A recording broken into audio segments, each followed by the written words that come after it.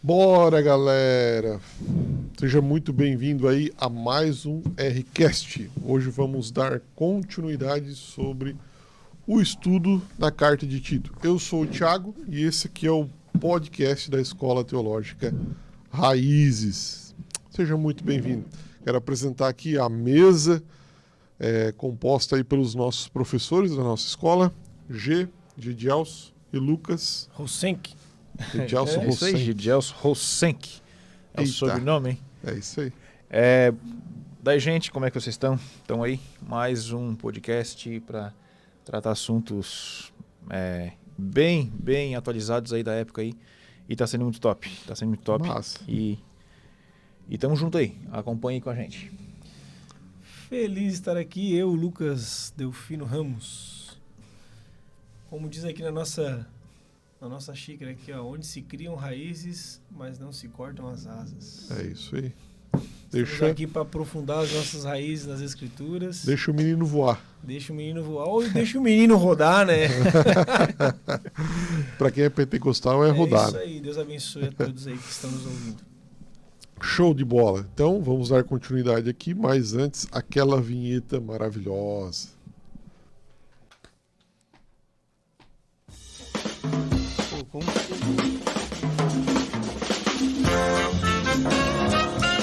Mais um Rcast no ar, aonde se criam raízes, mas não se cortam as asas.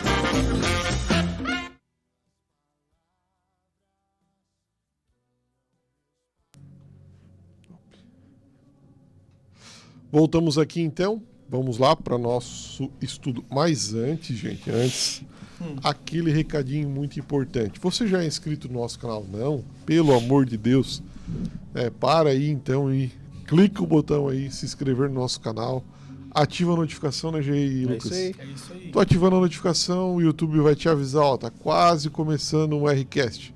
E lembrando a você que o nosso Rcast vai ao ar todas as segundas-feiras às 22 horas. Tem bastante conteúdo aqui no nosso canal. Não fique só nesse vídeo, assista os outros vídeos. Importantíssimo você assistir os outros vídeos do estudo da Carta de Tito para você se contextualizar aí de todo o nosso estudo. E não se esqueça de compartilhar, né? Compartilhar Compartilhe é importante. muito.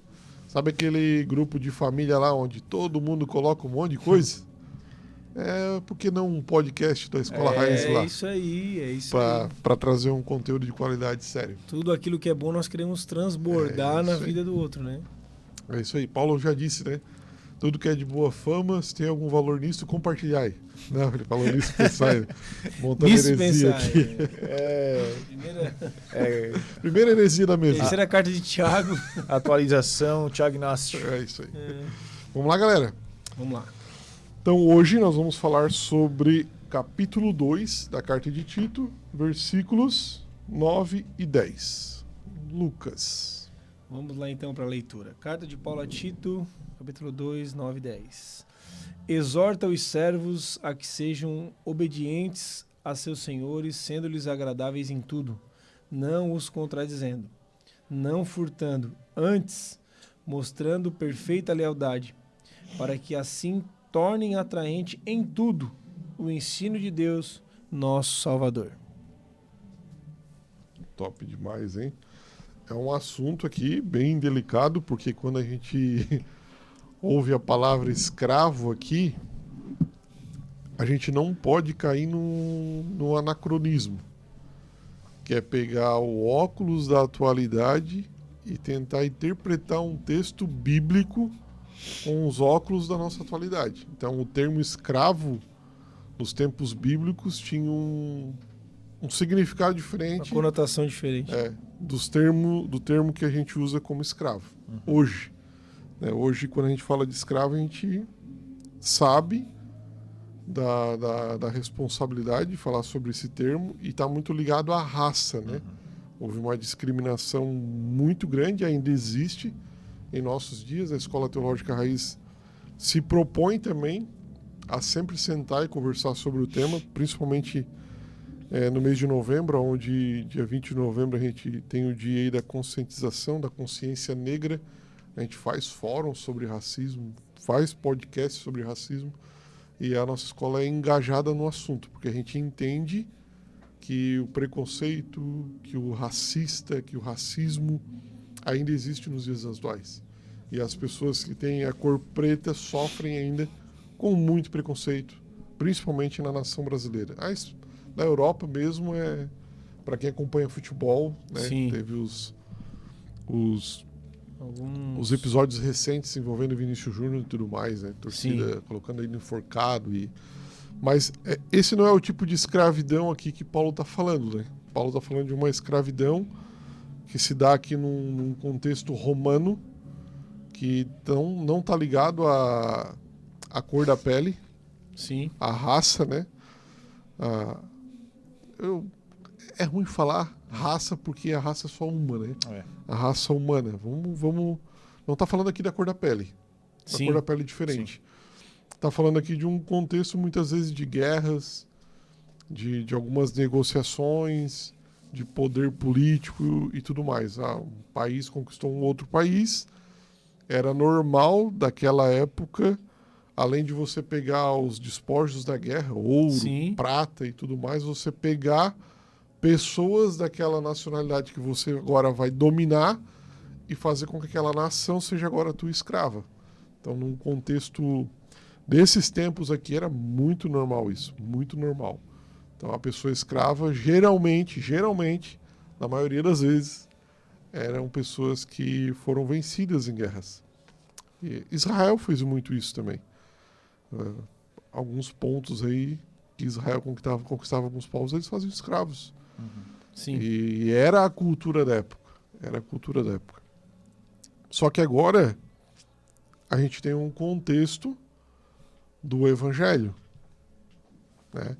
Agora a gente tem um contexto diferente. Você tem agora um discípulo de Jesus. Você tem agora um mundo pós-Cristo, que veio com uma ideia de que em Cristo não há judeu, nem grego, nem escravo e livre. Todos são um em Cristo. Então a mensagem aqui ela começa a ser mudada. Tem um novo sentido, né? Um novo sentido. Então o escravo aqui, agora se a pessoa se converteu, as coisas vão mudar aqui. Talvez não no sentido de abolição, porque não tinha ainda a força política e social para mudar a sociedade da época, mas nas entrelinhas desse relacionamento, se o evangelho chegasse ali, tinha que ter uma mudança. Não podia ser mais a mesma coisa. Sim. Se o Lucas tivesse um escravo na época e o evangelho alcançou ele não poderia mais tratar o escravo como um objeto, uma coisa a ser usada sem nenhum sentimento e alguma coisa do tipo. Alguma coisa tinha que começar a ser mudada. Então a igreja, a partir do evangelho, da mensagem de Jesus, começa agora, nesse relacionamento de escravo e senhor, a mudar uma sociedade também. E isso vai mudando com o tempo, né? Você percebe na história da humanidade esse conhecimento progressivo sendo absorvido pela mente humana e a mente humana criando padrões aonde a gente chegou hoje. A gente não tem mais nem esse contexto de guerra que pega escravos e tudo mais, e muito menos um contexto de escravidão por parte da cor da pele da pessoa. Claro, falando a nível Brasil, né? Sim, sim. Então, só para o pessoal se contextualizar em casa, e quando Paulo fala de escravo aqui, é muito importante, quando a gente lê a Bíblia, a gente se contextualizar sobre a parte histórica, cultural, da época em que a carta foi escrita, para a gente não cometer erros de interpretação. Na minha interpretação fala servos, né? Já usa um outro termo, né? Porque daí o tradutor já se preocupou em mudar, mas, nesse sentido, mas se tu for olhar também dentro do contexto na lei mosaica, Aham. né? Ele escreve lá também, né?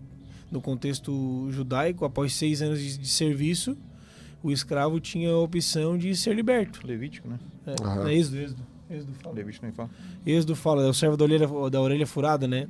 Aí dizia que, eu penso comigo, a gente sempre quando fala de escravidão, fala de um contexto de alguém que te subjuga, de alguém que te oprime, de alguém que te maltrata.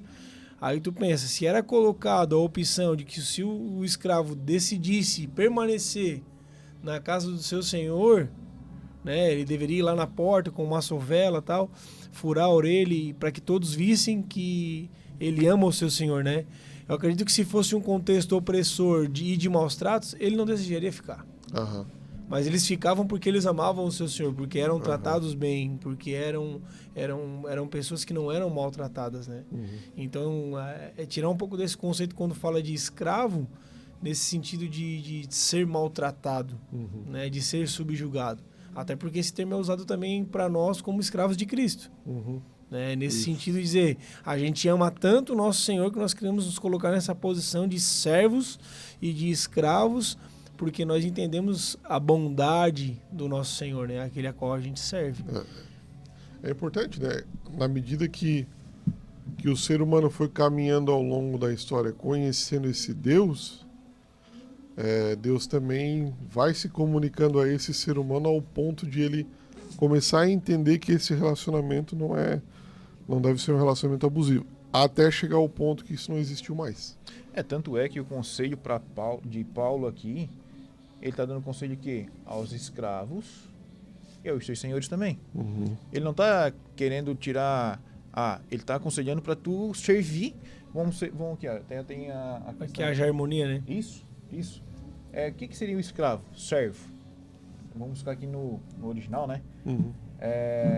Um escravo, alguém que se rende à vontade do outro, aquele cujo o serviço é aceito por Cristo para estender e avançar a sua causa entre os homens, dedicado ao próximo, mesmo em detrimento próprios interesses. Servo, atendente.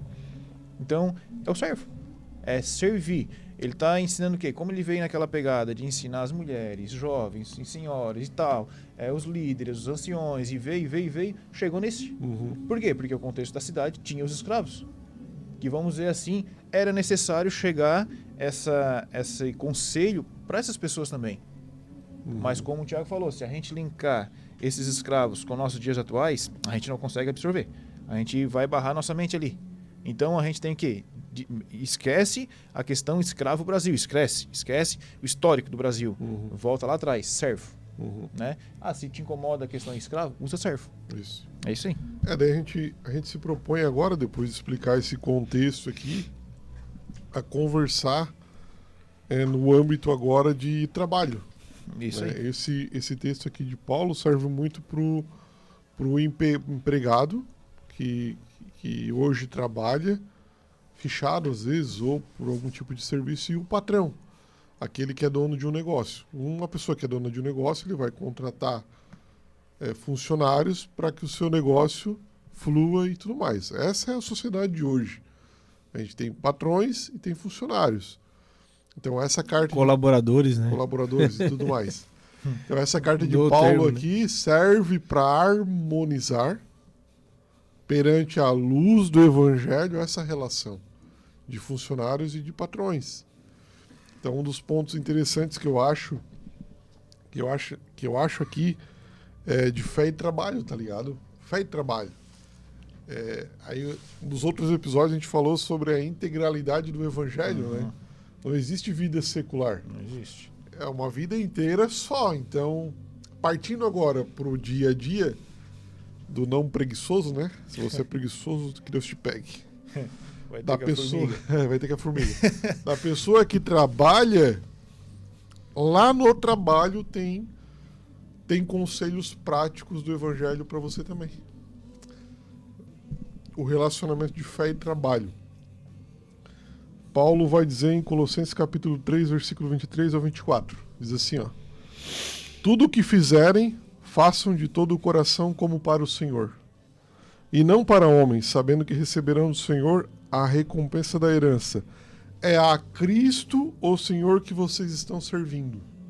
Então, tudo que a gente faz, tudo que a gente produz, a gente não produz para o patrão.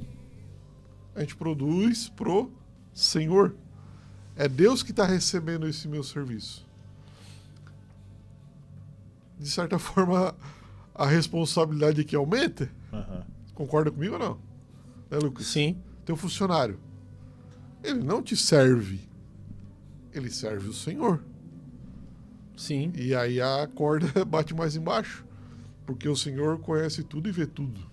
E por servir o Senhor, ele é alguém que vive debaixo de princípios de Deus, né? E dentro desses princípios existe isso que nós estamos falando agora. Então a ideia de tu fazer tudo que tu for fazer, não fazer como aos homens, mas sim a Deus, ou quer comais, quer bebais, ou façais qualquer outra coisa que seja para a glória de Deus, né? A gente mesmo fala, né? As pessoas que confeccionam relógios suíços. Existe uma história que fala, né? Eles contando por que eles eram considerados os melhores relógios. E eles falam porque nós fazemos relógios para a glória de Deus. Né? Massa. Pode comentar aí. É porque tá rolando um ensaio, galera, nesse exato momento. É isso. Ô, Felipe, tá parecendo muito... Não, tá de boa. Podemos continuar. A gente tá preocupado se tá aparecendo aqui ou não. Então o Thiago deu uma olhadinha ali, né? Deu uma olhadinha. Eu acho que o Lucas achou que eu tava puxando o paletó dele. Puxando meu prazer. Calma aí. Então é isso. Eu acho que quando tu faz as coisas pra glória de Deus, tu faz bem feito. É verdade. Cara, um ponto interessante aqui também disso, cara, é que assim, ó, a nossa natureza humana, ela é caída. Ela é totalmente caída. Caída é quando a gente fala natureza humana caída, a gente se refere ao pecado original. O pecado original afetou todas as nossas relações, inclusive o trabalho. É uma das sentenças que Deus dá a Adão por ter pecado. Suor do rosto. E por muitas vezes a gente ir para Gênesis e ler aquele texto isoladamente, olha só, a gente considera um trabalho como castigo de Deus. Só que o trabalho não é um castigo de Deus. O trabalho é antes da queda. O jardim já trabalhava, já cultivava. O jardim já era cultivado por Adão antes da queda. Então o trabalho não é um castigo, seus preguiçosos. Vai ter com a formiga? O trabalho é dom de Deus. Não é dom de Deus, é dádiva de Deus. É um dom também, dádiva, dom. Então o trabalho é bom. E viu Deus que tudo que ele criou era bom. E ali estava o cultivar da terra por Adão. Era bom. É que agora começou a produzir espinhos e abrolhos, né? Aí se tornou mais difícil. O trabalho foi afetado pela queda. Então não pense no trabalho como um castigo de Deus. Eu trabalho porque nós fomos castigados por Deus. Não. Não, de jeito nenhum. O chamado do evangelho é para a gente voltar para o jardim. E ao voltar para o jardim, a gente tem prazer no trabalho. Sim. Tem prazer em cultuar a Deus através do trabalho. Eu acho que esse é um ponto, prazer no trabalho. Hoje tu vê as pessoas o quê? Eu vou lá para aquele lugar amaldiçoado. As pessoas amaldiçoam o seu trabalho. Secularismo, né? É. As pessoas hoje têm o patrão como inimigo. Né? Tem bastante pessoas, aquele endemoniado, não sei o quê. E começam a amaldiçoar Parou pensar que tu trabalha em torno de 8 horas por dia? Mais ou menos 1/3 da tua vida, dia de semana, tu passa no teu trabalho. Então, é muita coisa. E às vezes, quando tu chega, tu já tá amaldiçoando, já vem com aquele pensamento negativo, aquele pensamento errado. Experimenta abençoar. Experimenta abençoar o teu patrão. Experimenta abençoar o lugar que tu trabalha todos os dias. De onde vem o recurso que mantém tua família. Aonde tu sustenta a família, exato. Agora, se colocando, falando pro patrão também. Experimenta também abençoar o teu funcionário. Valorizar o funcionário, né, como patrão. Porque hoje não é só dinheiro, mas tem muitas pessoas que pensam só em dinheiro. E às vezes as pessoas que estão trabalhando para ti, elas não se sintam valorizadas, não porque elas não merecem, porque as pessoas, os patrões, às vezes não vê isso, cara. Não vê isso. E isso tá... vamos voltar àquele assunto, empatia. É eu me colocar no lugar do meu funcionário e pensar, cara, eu almoço, vamos supor, todo domingo no restaurante. E o meu funcionário? Né? Às vezes a gente tem que se colocar no lugar do outro, como o evangelho ensina todos os dias isso pra gente. E será que eu me coloco no lugar do meu funcionário? E será que o meu funcionário, o funcionário se coloca no lugar do patrão? Ah, mas eu só quero cobrar, eu quero aumento, eu quero isso, eu quero aquilo. Mas como é que tá a situação toda? Bah, cara, Eu falando agora aqui como empresário, né? Uma das minhas preocupações lá sempre foi ter um clima organizacional saudável. Então, entendendo que a maior parte do dia eles passam lá dentro, né? O meu conceito sempre foi que eles acordassem e sentissem desejo de estar ali.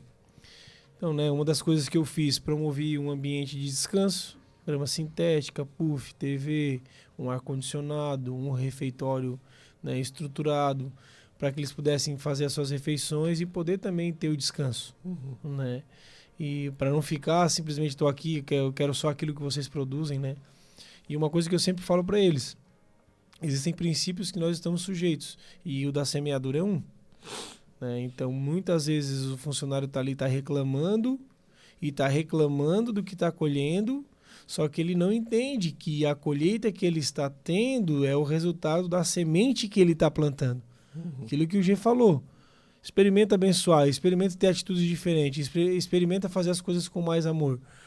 É consequência a tua colheita. Então, na verdade, se tu não gosta daquilo que tu está colhendo hoje como funcionário, ou o patrão também colhendo com os funcionários, nós não devemos reclamar nem murmurar. Acho que o que a gente precisa fazer é mudar a semente, mudar as ações. Tanto o patrão quanto o funcionário. O que eu posso fazer para que o meu funcionário se sinta ainda mais motivado, ainda mais abençoado? Eu tenho um colaborador que o primeiro trabalho dele foi comigo. Ele saiu e foi trabalhar em outro lugar. Ficou 4 meses e voltou. E eu perguntei para ele por que ele voltou. Não, eu voltei por causa do ambiente. Ele teve uma outra experiência, né, de trabalho. E ele disse assim, ainda que lá eu ganhasse um pouco mais, eu voltei porque lá o ambiente não tem como trabalhar. Então, tu promover esse ambiente onde a pessoa se sinta bem, onde a pessoa, né, consiga fluir, né, e possa ser produtivo, né? Porque eu costumo dizer, Thiago, que é pobreza, né? Vamos dizer assim, pobreza. Pobreza é totalmente ligada à improdutividade. Toda pessoa é improdutiva em todos os sentidos.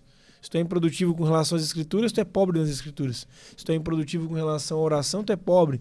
Então, assim, a pobreza está totalmente ligada a isso. E tu ter sucesso nessas áreas como patrão, como funcionário, está totalmente ligado à tua forma de ver e se colocar, né, e se comportar. Massa mesmo. Um dos pontos, assim, também que a gente tem do trabalho, né? É aquela visão do dualismo, né? É o sagrado versus o mundano, tá ligado? Eu só tô agradando a Deus dentro de uma igreja, porque a igreja tem a conotação de sagrado. E eu não estou agradando a Deus quando eu estou no trabalho. É o dualismo. Sim. É uma briga constante entre bem e mal. Então, aí eu demonizo o trabalho. É o que o Gê falou, 8 horas ali demonizando aquilo ali. Não vai te gerar um bom ser humano, não vai te gerar uma boa cultura. Você vai chegar em casa assim e não vai influenciar os teus filhos, a tua esposa, para coisa boa nenhuma. Porque você tá tratando coisas distintas como se fossem coisas iguais como se fossem distintas. Porque o trabalho, ele também é sagrado. Quando Deus diz que tudo que fazemos para a sua glória, ele inclui o trabalho. Sim. Então, o trabalho também é sagrado. E também tem um outro ponto, né? Tem aquele que não trabalha porque acha que o trabalho não é sagrado e por ser preguiçoso não trabalha mesmo. Tem gente que é assim mesmo. Só que tem... Tô vivendo pela fé, né? Pelos outros. Tem o outro polo... Tem o outro polo do extremismo aqui, que é a idolatria do trabalho. O cara só vive para aquilo ali. Workaholic. Vamos produzir, porque se não produzir, pá. Daí cai na ideia de que o muito trabalhar vai me trazer segurança. Tá ligado? Sim. Ou porque se eu não produzir... Ou me fazer próspero, né? Se eu não produzir... Aí cai naquela parábola do homem, né? que encheu os seus celeiros. E ele só teve aquele descanso dentro dele quando os celeiros dele estavam cheios. Louco, essa noite. Por quê? Porque ele colocou a segurança dele no resultado do seu trabalho. E quando a gente entende que trabalho é uma adoração a Deus, que tudo é para Ele e para Ele são todas as coisas, a gente está evidenciando aqui a soberania desse Deus. De que independentemente de quanto eu ganhe, de quanto eu tenho de tesouro na terra, ainda a providência diária continua sendo Deus. Não o resultado daquilo que o meu ser, que o meu homem pode produzir. Volta lá para o deserto, né? É. O povo no deserto. Deus mandava todos os dias a quantidade e a provisão certa. Né? As roupas cresciam conforme o tamanho A do gente corpo, faz né? o trabalho e a salvação da nossa vida. É. Então tem esses dois polos. Aquele que demoniza o trabalho, mas aquele que idolatra o trabalho. A gente tem que achar um equilíbrio aqui. De transformar o trabalho num lugar de adoração ao Senhor. De influência para o reino de Deus. O que você tem feito, né? Uma pergunta aí para quem está ouvindo a gente, assistindo. O que você tem feito no seu ambiente de trabalho para produzir o reino de Deus? Essa é a pergunta. Tá manifestando o reino de Deus lá, né? Ou você é aquele que senta na hora dos 15 minutos ali que você tem para tomar um café com a equipe e vive disseminando discórdia entre os funcionários e os líderes, os chefes, os patrões. Causa divisão. A divisão não é um fruto do Evangelho. A paz é um fruto do Evangelho. Pacificação é fruto do A Evangelho. bondade é um fruto do Evangelho. Se você é uma pessoa que dissemina divisão no ambiente de trabalho, por mais que os líderes estejam errados, você também está. Tão Você errado quanto, né? Você está pagando o mal com o mal e não o mal com o bem. Quando no outro episódio a gente falou que a linguagem de Tito ela deveria ser sadia para que os oponentes dele não tivessem o que falar dele. O que falar dele, seria irrepreensível. Ser irrepreensível.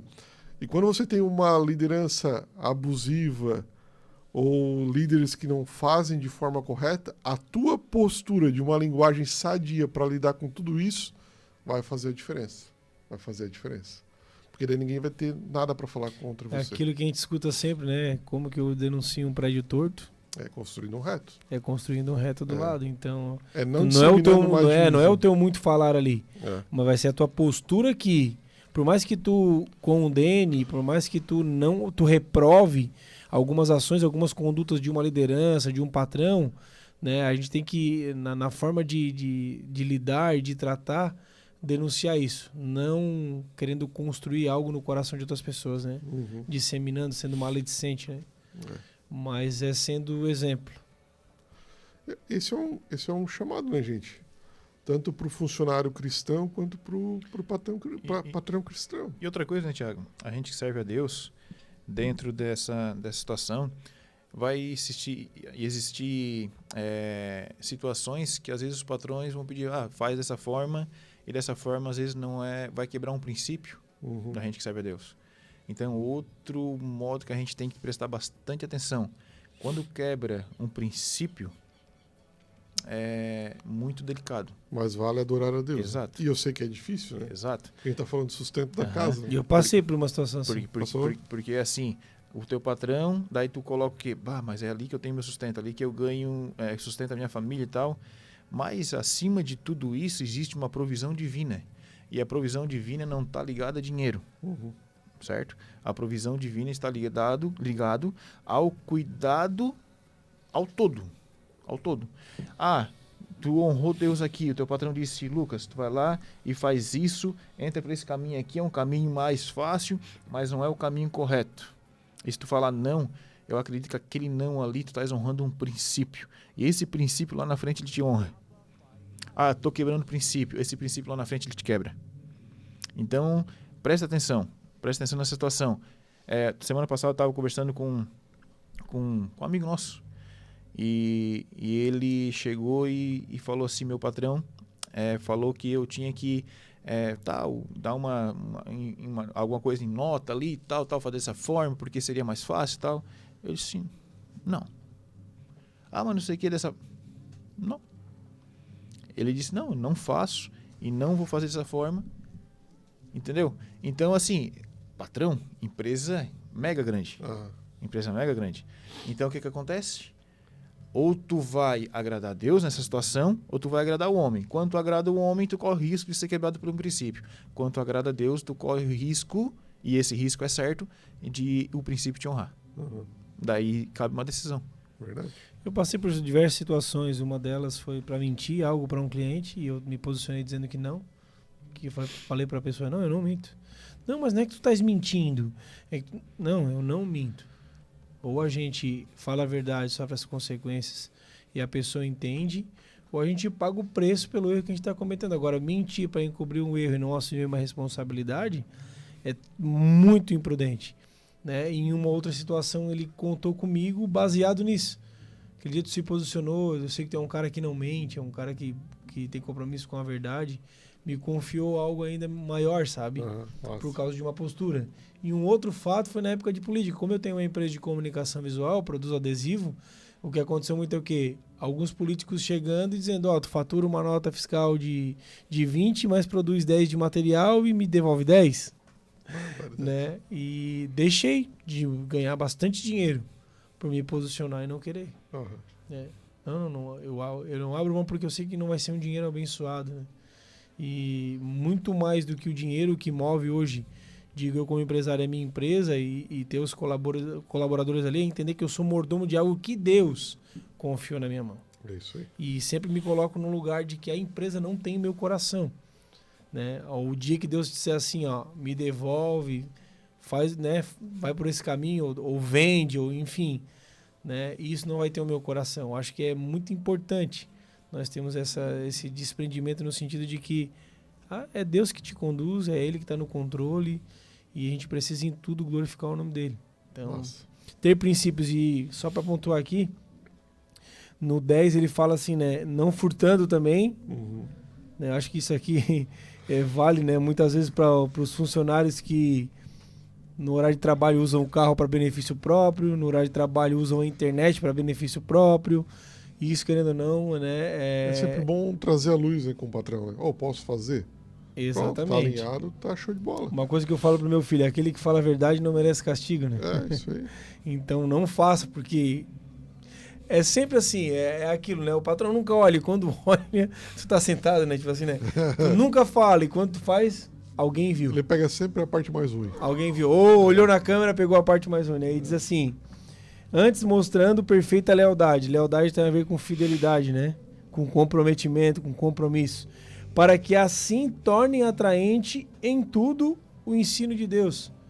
Então não tem a ver contigo. Não é para te promover, não é para te estabelecer. É para que o teu discurso, o teu ensino se torne atraente. Aqueles que te testemunham, que te contemplam diariamente, e aqueles que te ouvem vão se sentir muito mais atraídos, porque vão enxergar na tua vida, na tua conduta, verdade, princípio, né? Uma pessoa que se posiciona corretamente, ela influencia e ela atrai as pessoas para Deus, né? Verdade. Esse relacionamento tá ligado ao mandamento máximo do Evangelho, amar o próximo como a si mesmo. Um patrão. O patrão, ele tem que amar o seu funcionário como a si mesmo. Então ele vai produzir um ambiente de trabalho justo para o seu funcionário. E da mesma forma o funcionário. Pelo Evangelho, ele tem que amar o patrão como a si mesmo. E ele vai produzir dentro do que foi proposto a ele como um serviço para ele fazer.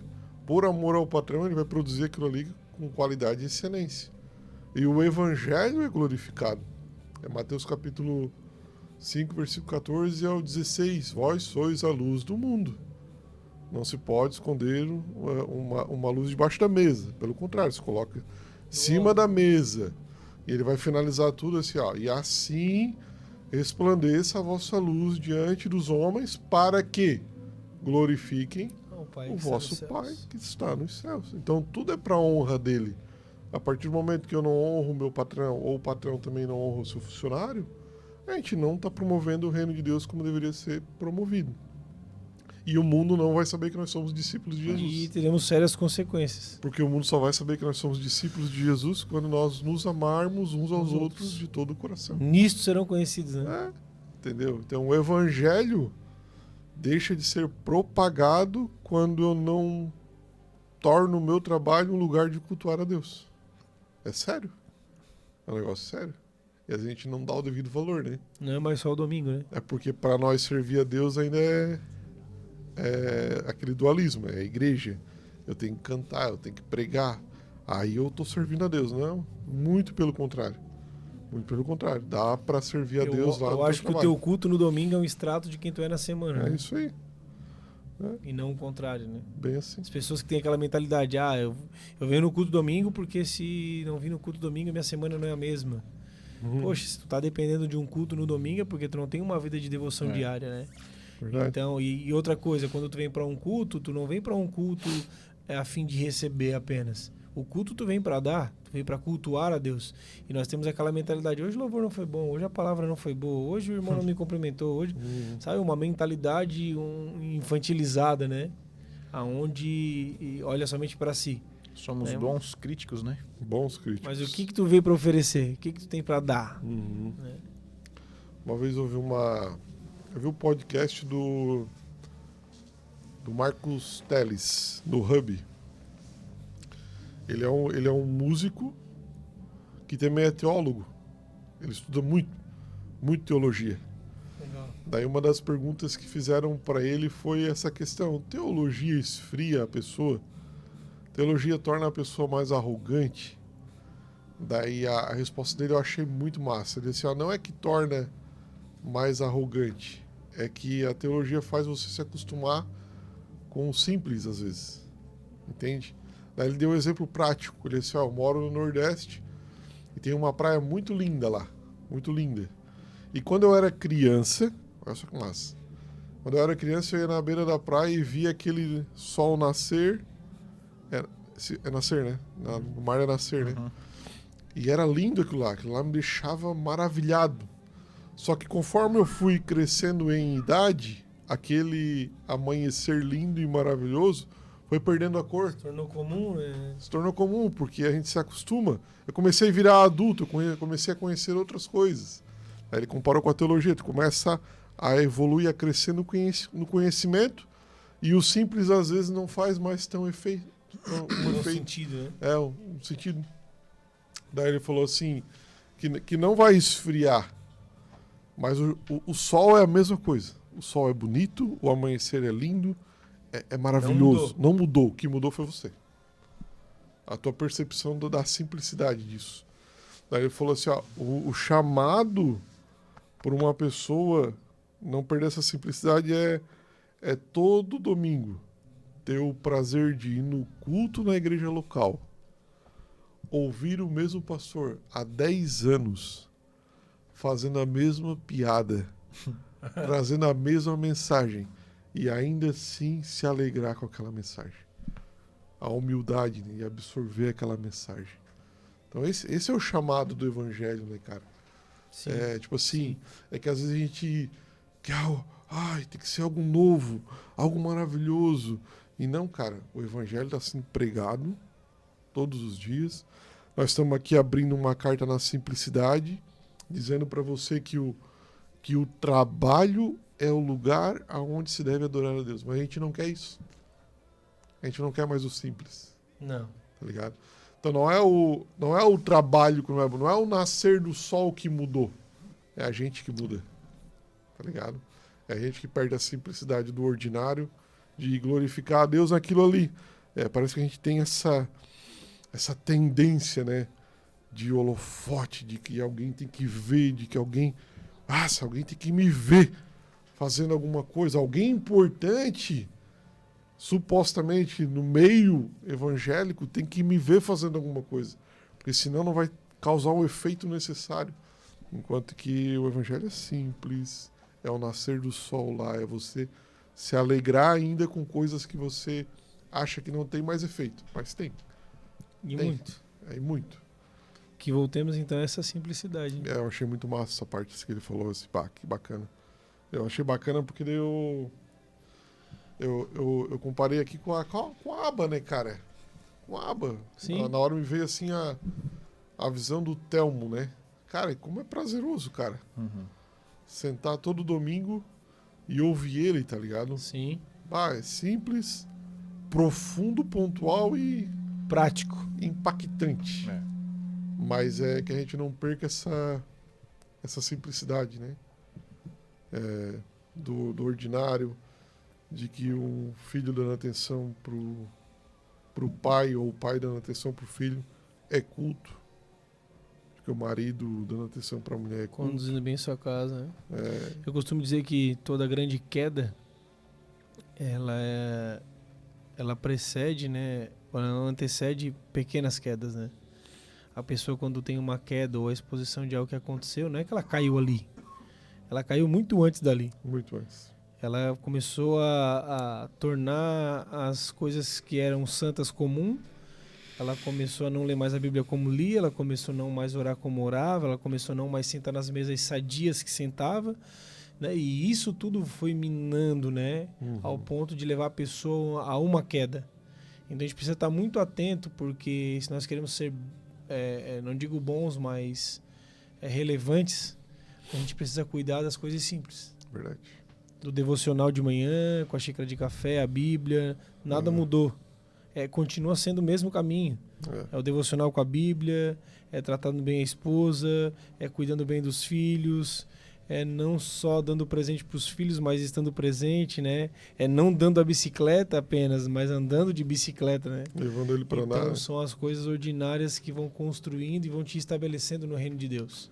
Massa. Te dando relevância. Massa Então, que a gente demais. venha se atentar, na verdade, para essas pequenas coisas. Talvez você que está nos ouvindo aqui, você tenha vivenciado e vivido isso. Talvez você não tenha mais orado, não tenha mais buscado.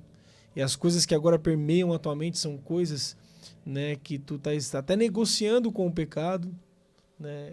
E será que eu faço? Será que eu não faço? E muitas vezes tu sabe que se tu for para o lugar da oração, dobrar o teu joelho, o Espírito Santo vai te convencer. Ele vai te direcionar, ele vai te conduzir. Então que a gente não saia desse lugar, desse caminho, de estar sempre se colocando diante de Deus, para que essas coisas não nos roubem de Deus, né? Se voltar para o simples, voltar para o ordinário, ser um bom funcionário, ser um bom patrão e entender que tudo isso glorifica a Deus. Verdade.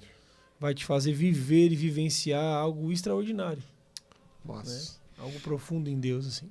Massa. Então seja discípulo. Mais do que o chu.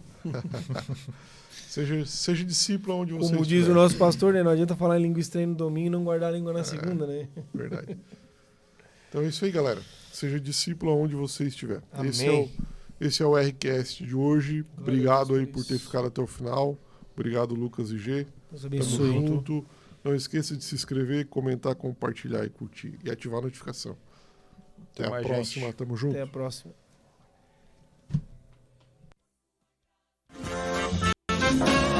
Ao fim de mais um RCast, lembramos que, se a teologia que estudamos não nos leva à humildade, não é sobre Deus que estamos estudando.